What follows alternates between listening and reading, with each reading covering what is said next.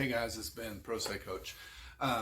Wanted to talk this week real quick about something that you all are probably going to have to go through, which is mediation. Either you like feel positive about that, like maybe we can come to an agreement, or you go, ugh, it's going to be a huge waste of time. And it might be. It oftentimes does fail. But there's a few things you can do to just at least feel like you are prepared for it and, or putting your best foot forward, I guess is what I'm trying to say. And number one is identify absolute rock bottom. This is the least I will take, whether that's possession, whether that's money, pickup, drop off, distance, costs, expenses, travel costs, whatever. Identify go, no go, I tell guys to, literally write it out because you need to look at it and you need to remind yourself of it, because when you get into mediation, it's kind of a slugfest because your mediator's yelling at you. Heaven help you if you've got a lawyer, because this is a very expensive day, but your lawyer's probably yelling at you like, come on, Ben, this is probably the best you'll get. Just sign the document, and your head's spinning and it's intense, man. And so make that list of what is your rock bottom. Then make a list of things that you can give your ex. And I know you say, I don't want to give that person anything, but it's negotiation 101. I mean, if you're negotiating for a car, you might start really, really low with your offer, knowing that you're okay moving up a little bit. Same thing with the other side. They start really high to move down. Figure out what you can give your ex sometimes. So I got a guy who's got mediation on Thursday, and he's hell bent on 50-50. That is his deal. So a few things he's keeping in his pocket is that he's ultimately willing to continue paying child support, which is mind-boggling and gross, but that's how much he wants his 50-50 deal. So should the 50-50 offer start to fall flat, he can start offering what she really wants, which is money. Pick up and drop off locations. If you guys are far apart, that can be a real hassle when whether it's 45 minutes or 4 hours. That can become a carrot to give to your ex of, what?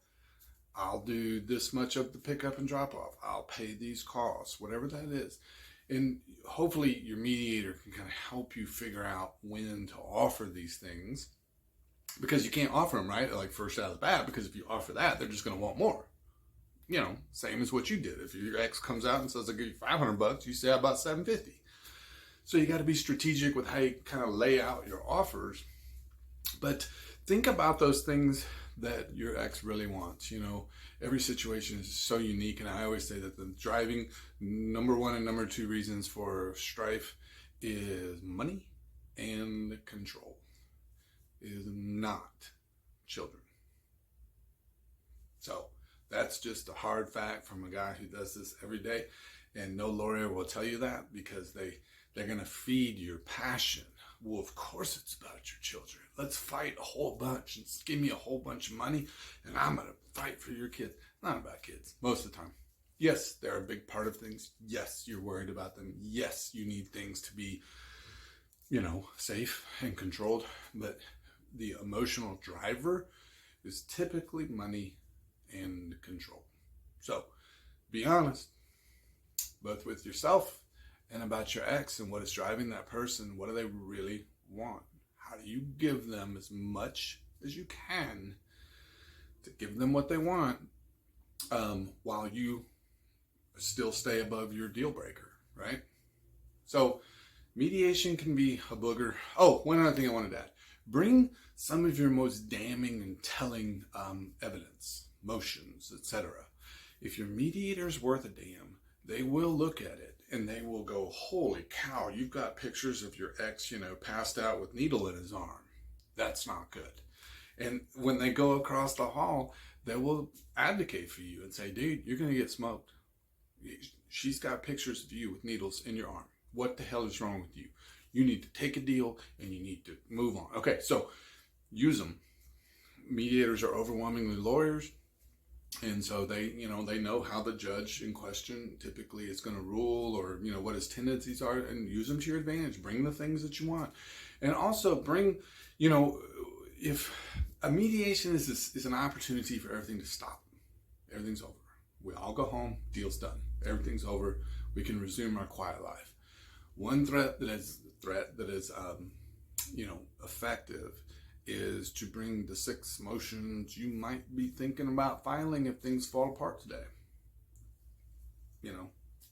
Show the mediator, hey, this is all the shit I'm going to file 10 minutes after leaving here if we can't figure this out. Sometimes that's enough of a trigger for your ex to go, oh, I can't do 6 more pleadings. I can't afford it. I don't want to deal with it.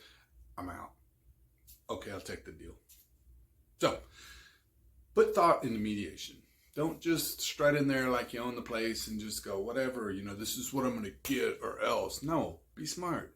You've come this far in your journey, and you've worked this hard on your pleadings and your motions and your prep and everything, man. Don't blow it by just showing up and going, I don't know, like just whatever, just give me 50-50 and get the hell out of my life. It doesn't work. So be smart, think, plan, and execute.